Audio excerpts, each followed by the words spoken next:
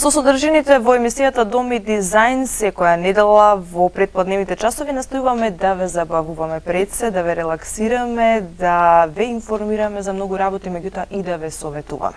Со цел да ве советуваме и да решиме многу ваши дилеми и да одговориме многу прашања, веќе од следната недела воведуваме нова рубрика во нашата емисија, тоа е топлинска изолација на вашиот дом, со нашиот стручен консултант, инженер архитект Петар Николовски, со кој што ќе се обидеме да допреме до вашите проблеми кои што се однесуваат до топлинската изолација, за оние кои што веќе изградиле имаат проблеми од тој аспект или оние кои што веќе сакаат да градат нешто ново, ќе добиваат информации и стручни совети. Вие ќе можете да се вклучите во нашата рубрика и да ги посочите вашите прашања и вашите проблеми. Значи веќе од следната недела ќе видите поточно за што станува збор.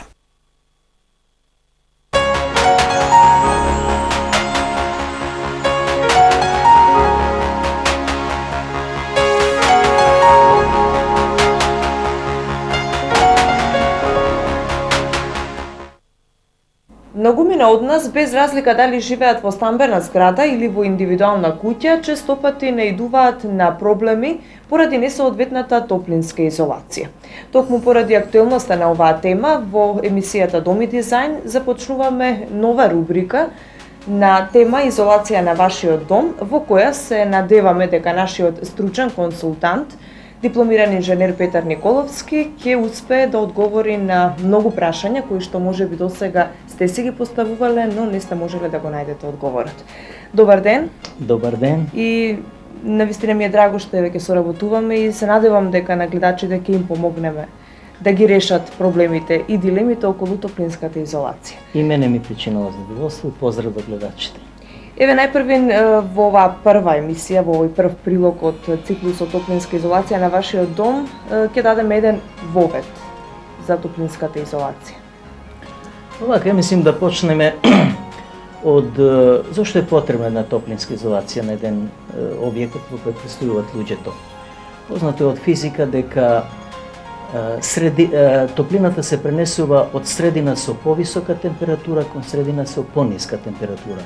Ова законитост преведена на јазикот на градежните објекти значи дека кога температура во просториите во кои престојуваме е повисока од она надвор, тоа е во зимскиот период, тоа значи имаме топлински проток низ од просторијата, низ конструкциите на објектот кон надвор и спротивно во летниот период, кога температурите надвор се повисоки од внатрешните, тогаш имаме топлински проток со спротивна насека од надвор кон внатре, и тоа, реков, се случува во летниот период. Нормално дека тој интензитет на топлинскиот проток зависи од температурните разлики. Тоа значи дека кога имаме екстремно ниски температури во зимскиот период, тогаш имаме интензивни топлински протоци кон надвор, а тоа практично значи ладење на просторијата и спротивно во летниот период, кога имаме жешки денови, тогаш имаме интензивно загревање, односно минување на топлина од надвор кон внатре, тоа е загревање на просториите во кои престојуваме.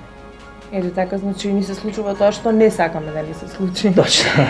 Затоа се тука топлинските изолации, нели? И еве сега дали сите делови од еден објект подеднакво се губи топлината, дали во сите делови, дали таванот, па јас мислам дека да ве разбрав. Јас мислам дека ова најарно може да го разгледаме на еден прилог, еден цртеж кој го подготвив за ова намена и кој индикации ќе ни даде кај се случуваат топлинските загуби во еден објект.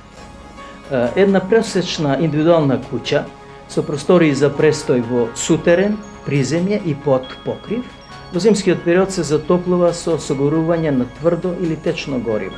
Евидентно е дека со гасовите, како продукт на согорувањето, низ очекот се губи најголем дел, околу 30% од произведената топлина.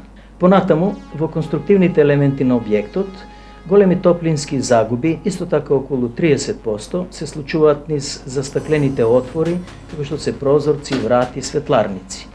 Според интензитетот на топлинските загуби следуваат надворешните ѕидови, потоа покривот, па подот на тло и така натаму. Во овој пример имавме објект кој што се загрева со внатрешно согорување, каде што еден дел од топлината го губиме преку оџакот во случајот. И тоа значителен дел. Така, што станува со објекти кои што се загреваат со друг вид на топлински извори, да кажем со централно грејење, со електрична енергија, на пример? Да. Сигурно дека тука отпаѓаат загубите низ оџакот, меѓутоа со односот релативно станува исти. Доколку истиот објект се затоплува со помош на уреди за загревање, што користат електрична енергија, или пак објектот е приклучен на оддалечен извор на топлина, например градска топлана, тогаш отпаѓа потребата од производство на топлина по пат на согорување на некој енергент. Најголеми загуби се случуваат низ застаклените површини и низ ѕидовите. Ме интересира дали за сите објекти генерално процентуално изразени се тие загуби топлински. Сигурно дека не е ова формула, бидејќи тие загуби зависат од геометријата на објектот. Ако имаме една повеќе катна стамбена зграда, кај што процентот на надвршните ѕидови е многу поголем во однос на површините на подовите или на таваните, односно на покривот, тогаш нормално да очекуваме дека низ ѕидовите ќе има многу поголем процент од топлински загуби него низ овие споменати две конструкции. И сега, дали една изолација, топлинска изолација на еден објект, која што е добра за зимскиот период, е подеднакво добра и за летниот период? Сигурно дека изолацијата го спречува минувањето на топлина. Тоа значи дека и во спротивна насока, минувањето на топлина од надвор кон внатре во летниот период, како што рековте, изолацијата помага. Значи, апсолутно со изолирање за зимски период, ние изолираме објектот и за летниот период. Така, го решаваме проблемот за летните горештени, кои што ни се случуваат. И сега, јас вака би констатирала, па зошто тогаш да даваме пари за топлинска изолација, кога во лето, например, можеме да си го надополниме тој недостаток со некои други решенија, например да ставиме климатизер, да го ладиме просторот. Очигледно дека сте под влијание на она што го гледаме низ објектите во Скопје и во останати градови, дека сите фасади се начичкани со уреди за ладење. Едно сакам да кажам, сигурно дека постигнуваме со уреди за ладење одреден амбиент, меѓутоа многу е скапо тоа. Имате на ум дека за да покачиме температура за 1 степен внатре, значи да употребиме енергија за затоплување само за 1 степен или за 1 ват, ако сакате, ако трошиме, да кажем, заради некоја компарација, 1 денар, тогаш тој амбиент да го изладиме за 1 степен или да му одземеме 1 ват, кратно повеќе потребна енергија. Тоа значи дека многу повеќе чини ладењето отколку загревањето во зимскиот период. Значи тоа е нерационално решение употреба на уреди за климатизација. Ете, видовме какви финансиски позитивни ефекти има топлинската изолација, какви други позитивни ефекти може да ни нуди топлинската изолација. Да, обично кога кажеме ние дека со изолација штедиме, тоа е точно, меѓутоа не е тоа единствена придобивка со заштита на финансии. Како што ние бараме да бидеме заштитени од хировите на климатските промени, жешки лета, рековме, студени зими. Таква, условно речено, таква заштита барат и зградите, објектите, односно конструкциите на тие објекти. Познато ви е веројатно дека телата на различни температурни промени се шират, работат, дилатират.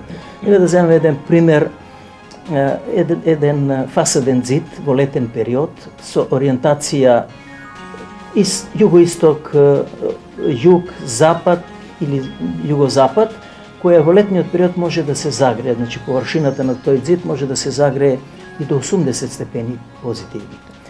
Ако земеме во зимски период, кога имаме некоја ниска температура, тој зид може да се излади на минус 15, минус 20 и повеќе. Значи таа температурна разлика од 100 степени е причина материјалите различити да дилатират, да се шират и собират.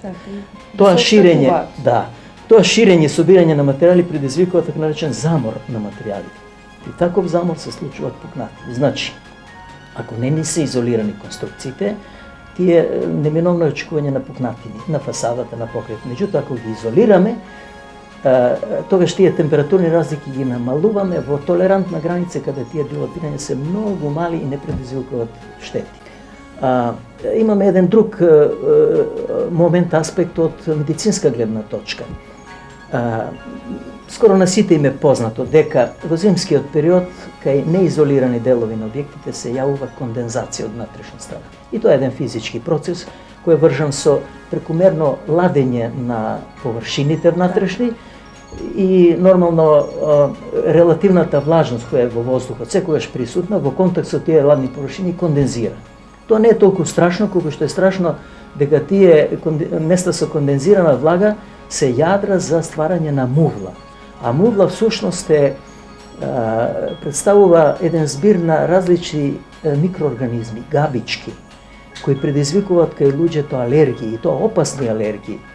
И од тој аспект гледано немаме цена да кажеме колку тоа чини здравјето да го заштитиме. Се надевам дека оваа воведна емисија го привлече вниманието на нашите гледачи и еве една покана до нив. Доколку имате прашања за оваа тема, тогаш можете слободно писмено да ги испратите на адреса Pujoto Marketing М на улица Иво Лола Рибар, број 39 низ 1/3 Скопје, со назнака за рубриката Топлинска изолација на вашиот дом. И во тоа писмо ќе ве замолиме да го оставите и телефонот за контакт со кој што би можеле да контактираме и можеби вашиот проблем токму ќе биде и тема за некоја наша друга емисија.